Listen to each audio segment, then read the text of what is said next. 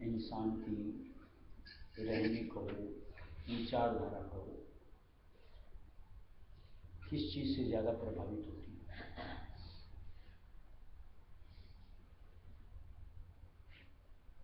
पहला तो संग, जैसा होता है उस अनुसार उसकी रहनी और विचारधारा बनती है। दूसरा होता है खान पान।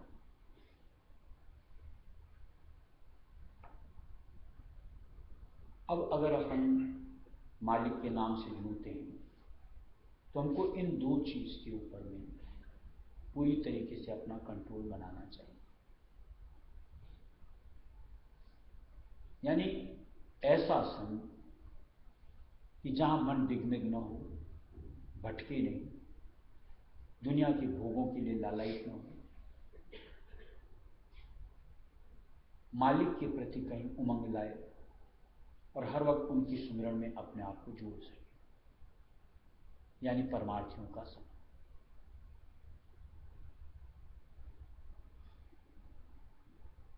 जब तक माहौल अपने लिए दुरुस्त नहीं करेंगे, ये मन अपनी तरीके से निश्चित तौर से भांत भांत की उपाध उठाएगा और हम इसके पीछे घसीटते हुए चले जाते हैं।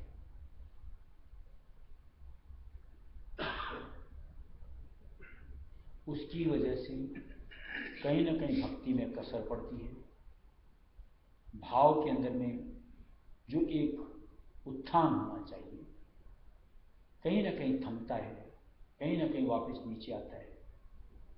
और ऐसे में निश्चित तौर से हमारा परमार्थ जहां संवरना चाहिए बिगड़ता रहता है। और इसी तरीके से जो खान पान की बात, कहीं ऐसे घर से अपने लिए कहीं जुगाड़ नहीं लेना। देखो, ये मंडल कर्म के हिसाब का है। बड़े महाराज से चर्चा सुनी हुई, जरूर सुनी हुई होगी कि, और जैसे और पुराने जो ग्रंथ हैं उनको भी पढ़ते हैं तो उनमें भी दिया हुआ है कि कहीं किसी घर का एक अनाज अपन ले लेते हैं, पार्टी भोज वगैरह जो भी, और उस घर का आमद को गलत तरीके से होता है, उसका हमारे मन के ऊपर बहुत दबाव पड़ता है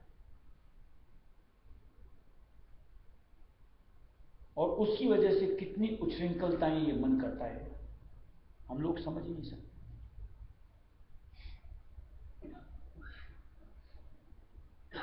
अलावा उसके जहां जहां से आप अपने आप को ये आमंत्रण के साथ जाते आते हैं, कहीं ना कहीं उनके कर्ज हमारे ऊपर में जुड़ते घटते रहते, बढ़ते रहते। इसलिए सत्संगी को इनमें निश्चित तौर से कटौती करनी चाहिए। यानी बेतुकी जहां हम टाल सकते हो, न जाने से भी चल सकता हूं, उस ठौर से किनारा कर लेना चाहिए। ये जो हम लोगों के मन की धारणा होती है कि वो क्या सोचेगा, कि वो हमारे यहां नहीं आएगा, कुछ सोचो और न आओ, हमारे लिए बेहतर है दोनों स्थितियां। कि अगर गलत सोचेगा दोबारा बुलाएगा नहीं, और अगर हमारे यहां नहीं आएगा तो पीछा छोड़े।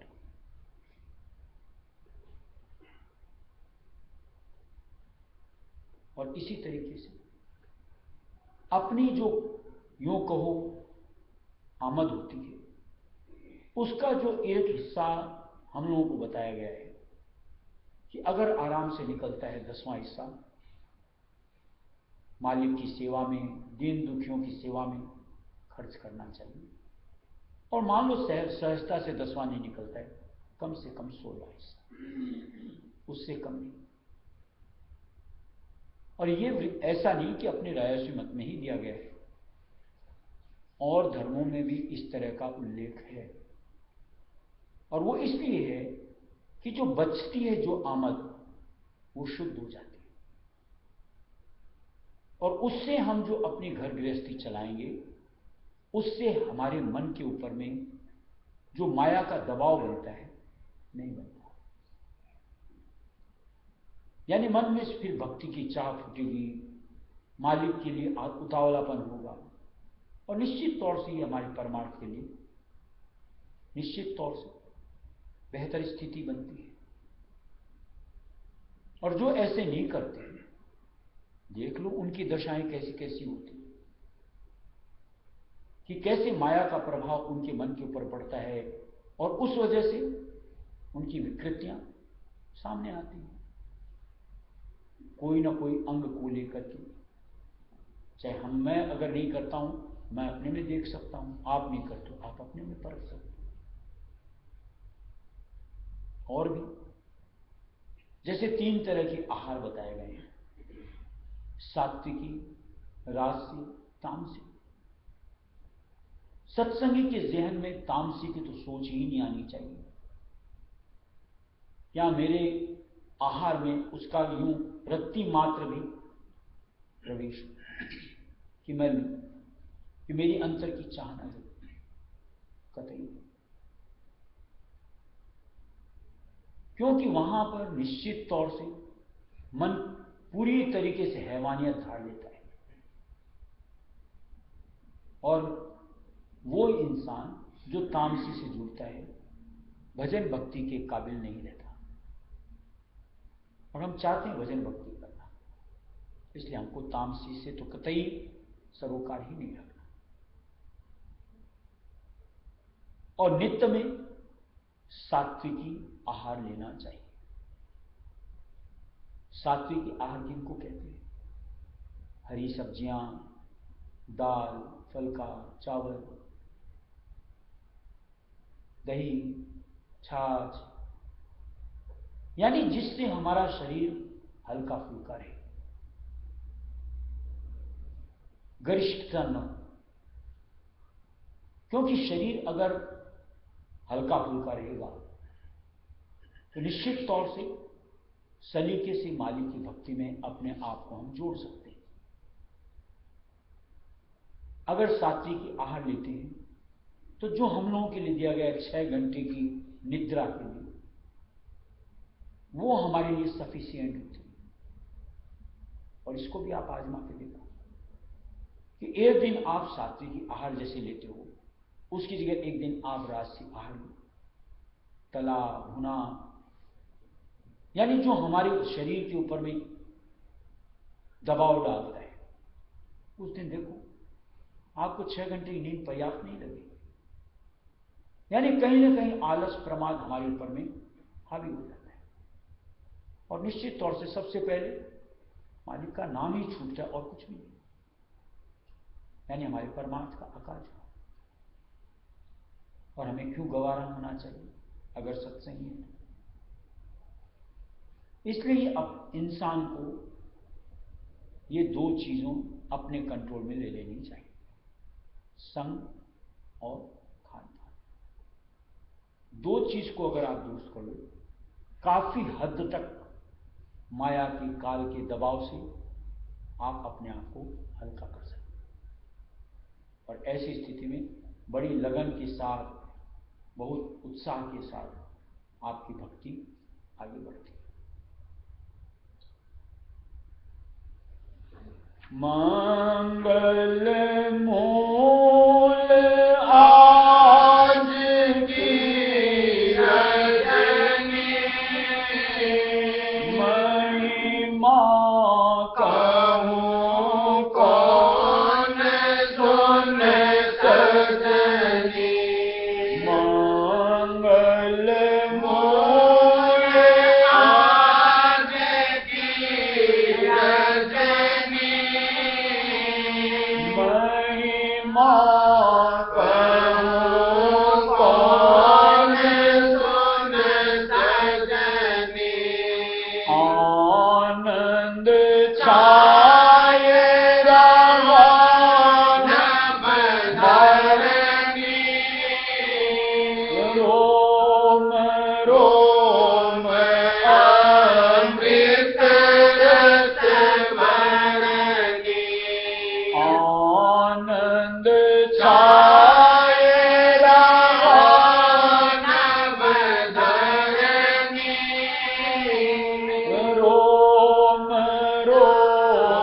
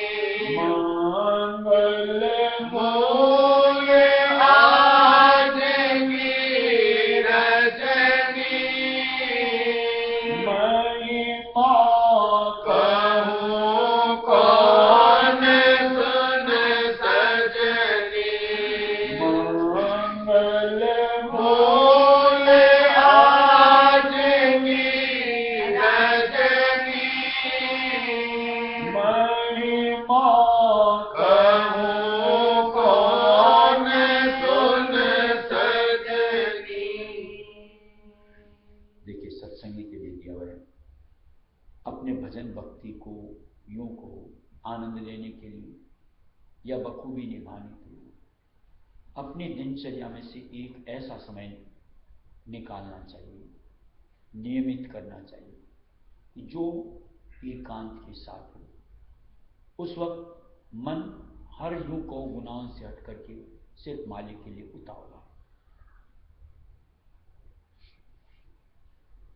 ये जो ऊपर की बातें होती हैं, हम करते रहते हैं, हम नाम लेते रहते हैं। एक तो देखो नाम लेने का तरीका, पहले भी एक बार शायद बात हुई थी कि आप चाहे एक ही नाम लें, उस वक्त आपकी धारणा उस नाम को लेते वक्त ऐसी बननी चाहिए कि मैं राजा स्वामी अंतर से टेर रहा हूं और मैं मालिक को अरदास कर रहा हूं। और उस एक नाम को लेते वक्त आप अगर इस तरीके से जुड़ते हो, देखो आपको दिल को कितना सुकून मिलता है।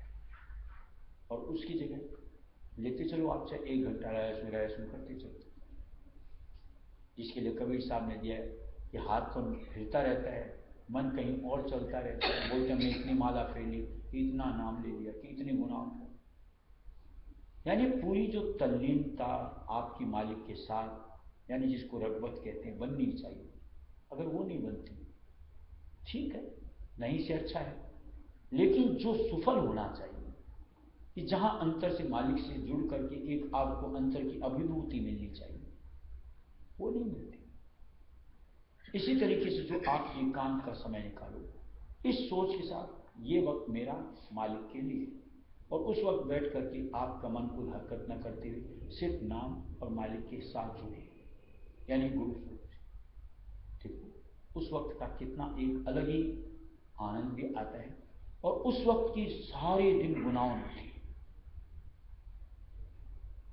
कि वो माहौल मिलेगा, अब आया, इतना समय बचा, यानी उसके लिए आतुर था। और निश्चित तौर से ये अगर बन जाए, कहना ही क्या। और इसके लिए कहीं से तो देखो शुरू करना ही पड़ता है। और आपकी दिनचर्या आपको पता है कि किस तरीके से चलती है, मैं कब क्या करता हूं, कब क्या करता हूं, कब क्या करता हूं, और उसी में से आपको अपने लिए वो समय नियुक्त करना है। और ये करके देखो, फिर देखो, जैसे मान लो अपन यहाँ पर सुबह 4 बजे ध्यान में बैठते हैं और दोपहर में 3 बजे बैठते हैं, अपने आप देखो 12:30, 1, 2, 2:30 बजते बजते तो लगेगा भागो भजन का। यानी अपने आप कदम मालिक के दर तक, यहाँ भजन घर तक पहुँचते और बैठ करके पूरी तरीके से हर गुनाह छूट करके मालिक से जुड़ते। और एक ऐसा होता है बस फॉर्मेलिटी निभानी है, बैठना है, मालिक को कहा हुआ है, चलो और उस वक्त मन कहीं और चला जाए। ठीक है, बैठा आपने अपनी ड्यूटी निभाई, लेकिन जो अंतर से मालिक से जुड़ने के लिए आपकी चाहत बननी चाहिए वो चूंकि न बनी, इसलिए कहीं ना कहीं मालिक के साथ आपको कनेक्ट, अंतर से जुड़ने में कहीं ना कहीं व्यवधान पड़ गए। और इसलिए जो एक मालिक की दया का, मेहर का एक कुछ आभास मिलना चाहिए वो आपको नहीं मिला। इसलिए कहीं ना कहीं अपने लिए हर संयम जैसे और चीजों के लिए करते, ऐसे अपने लिए ये चीज जो सिर्फ अपनी, इसके लिए सबसे पहले अपना समय चूज करके वो वक्त सिर्फ मालिक के लिए और आप अपने लिए काम करें। ये निर्धारित करके देखो, आपका कुछ अरसे की बात, कुछ अरसे कहने मतलब 2 महीना, 4 महीना, 6 महीने के बाद देखो उसकी लत पड़ जाती, यानी बगैर उसके फिर छटपटा मन व्याकुल हो जाए। और जब तक उस चीज को यानी अंतर से मालिक को न सुन लो, तब तक ऐसे न तो शरीर को हो और न मन को धीरज रखता है। और ये स्थिति एक सत्संगी की होनी ही चाहिए।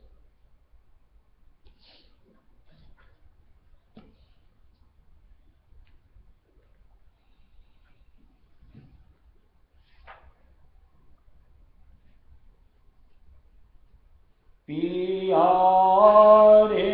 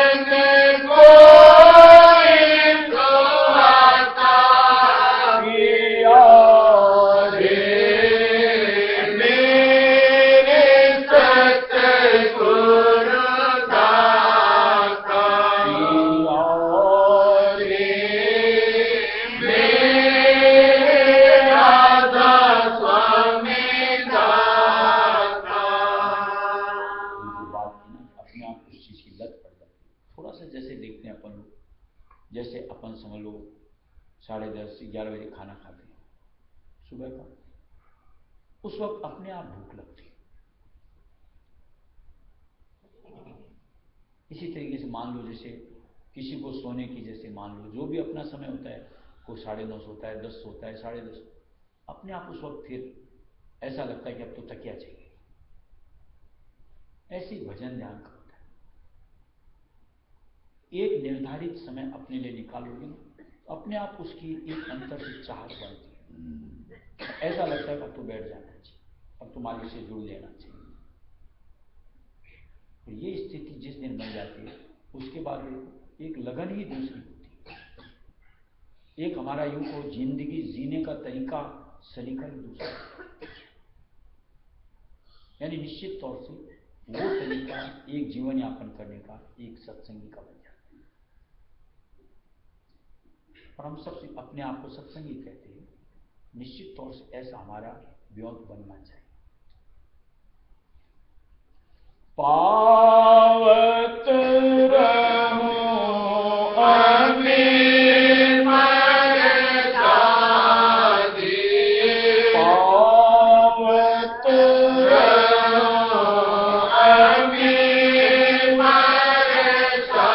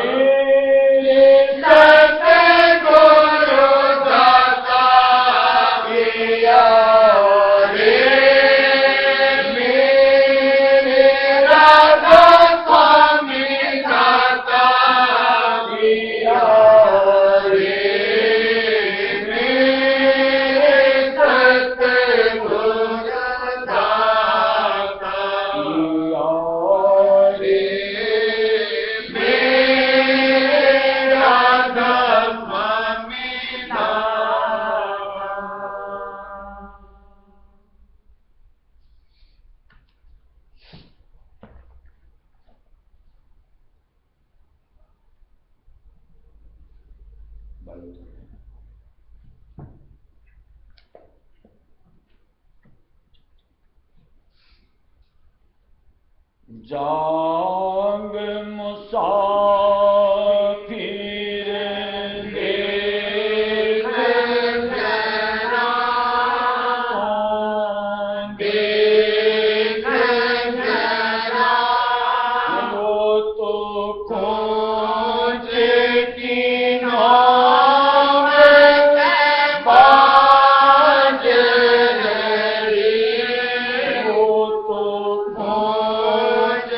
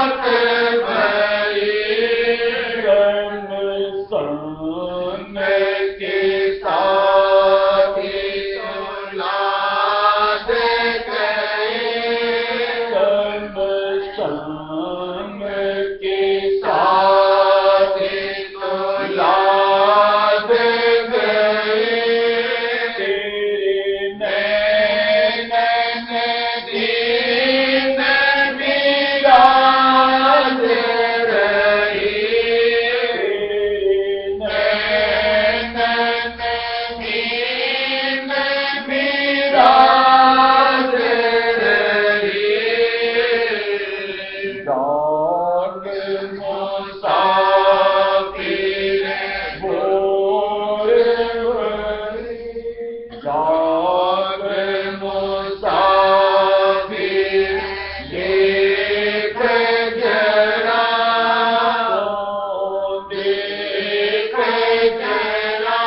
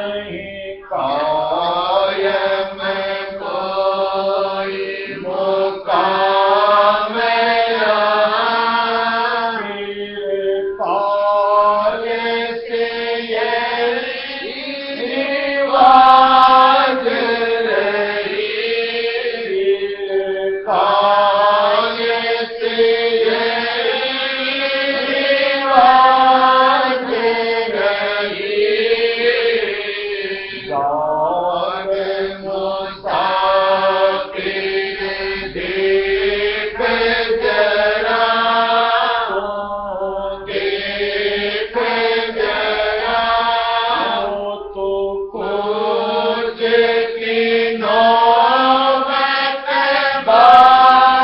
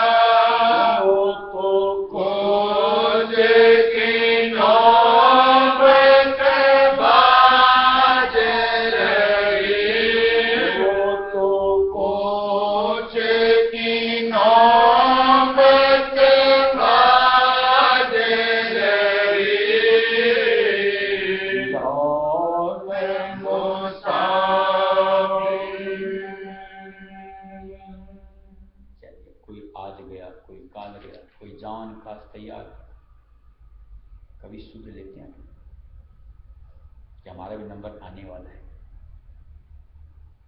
तब तो यूं कि हम तो कभी मरेंगे ही नहीं, और निश्चित तौर से इसी धारणा के साथ जीते हैं, तभी तो इतना फसलते हैं, इस तरीके का बर्ताव करते हैं बेखौफ होकर।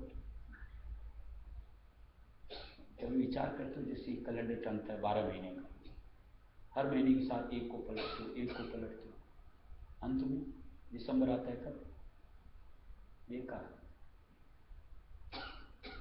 रोज रात को सोते हैं, सुबह उठते हैं, गया एक दिन, फिर दूसरे दिन गया एक और दिन जिंदगी का, मालिक का नाम नहीं लिया तो बेकार।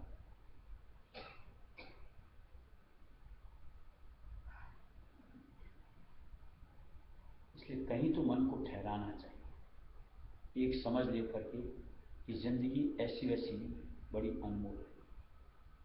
और निश्चित तौर से अनमोल इसलिए कि अब मालिक की दया से एक कर्म ऐसा मालिक ने कहा दिया कि अगर कर गुजरे तो बेड़ा पार, और नहीं किया तो निश्चित तौर से जो आज तक होता है, इससे धुन धुन के पछताना और नीचे खाना में जाना। इसलिए कहीं झिझक करके जो भी बात सत्संग में सुनने को मिलती अपने लिए था, और उस अनुसार प्रयत्न करो। कोई जरूरी नहीं कि 100% अपन उस चीज में सफल होते हैं, लेकिन शुरुआत करेंगे, एक दिन ऐसा आएगा कि वो 100% हमारे यहाँ दुरुस्त हो जाएगा। और कोई शुरुआत ही नहीं करता है, आराम से सुना अनसुना, उसके लिए कभी पहल होती ही नहीं, और निश्चित तौर से उसी के लिए इससे ढूंढ के बचता। राधा करो